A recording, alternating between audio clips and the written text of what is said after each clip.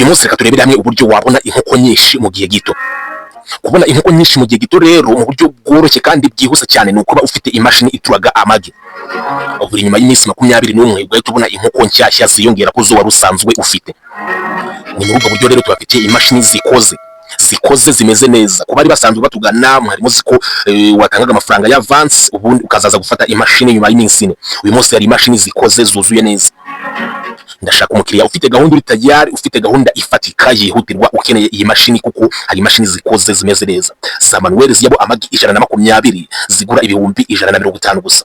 Imashini twiza cyane dutanga umusaruro neza cyane. Niba uri tayari ufite ibiceri ubu munsi cyangwa ejo ndetse n'indi minsi ngahe nyine, kuko nutinda ushobora gusanga abandi barazitwaye, watugana ugatufata imashini ukajya kwiteza imbere mu bworozi bwawe. Yes, uburyo bwo wazamura ubworozi bwawe inkoko ukagira inkoko nyinshi mu gihe gito, uburyo bwose cyane ni ukuba waba ukoresha imashini zituraga amagi. Izi mashini rero ubona ku mafoto za manuel z'amagi 120 zigura ibihumbi 150. Umukiriya uri tayari, ndashaka umuntu uri tayari ufite gahunda ifatika, kuko hari abatugana batubwira ko bashaka izuzuye neza. Uyu munsi zirahari rero, uyu munsi zirahari. Ubwo nsizeho iyi video, ubwo nyine niba ufite gahunda urahita ubona imashini. Nutinda uzasanga barazitwaye, wowe uzishyura avance utegereze iminsi 4. Ariko ubwo niba ufite gahunda nyine yihutirwa, akamashini ubona utumashini ubona tumeze neza, wahita uza ukakagura ubundi ibintu byawe bikagenda neza cyane.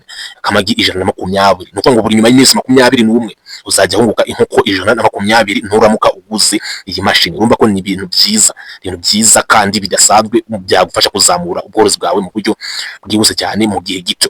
Imashini zirakora neza, nuko ngo niba ari za manuel biragusaba kujya ufata umwanya nka 2 ku munsi cyangwa 3 ukaza ugahindura amagi nyine, kugira ngo amagi abashe guhindura position yararimo, kugira ngo buri nyuma y'iminsi 20 rubwe ayo magi ajya guha inkoko.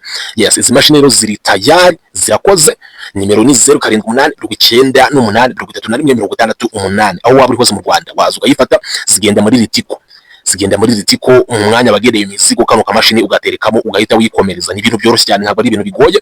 Ugashyiramo muri ritiko ukakageza aho waba ushaka hose mu Rwanda.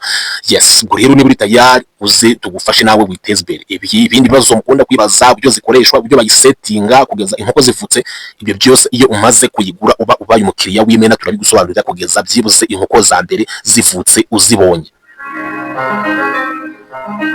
Yes, reka mbashimire rero kwa Mr. Sam.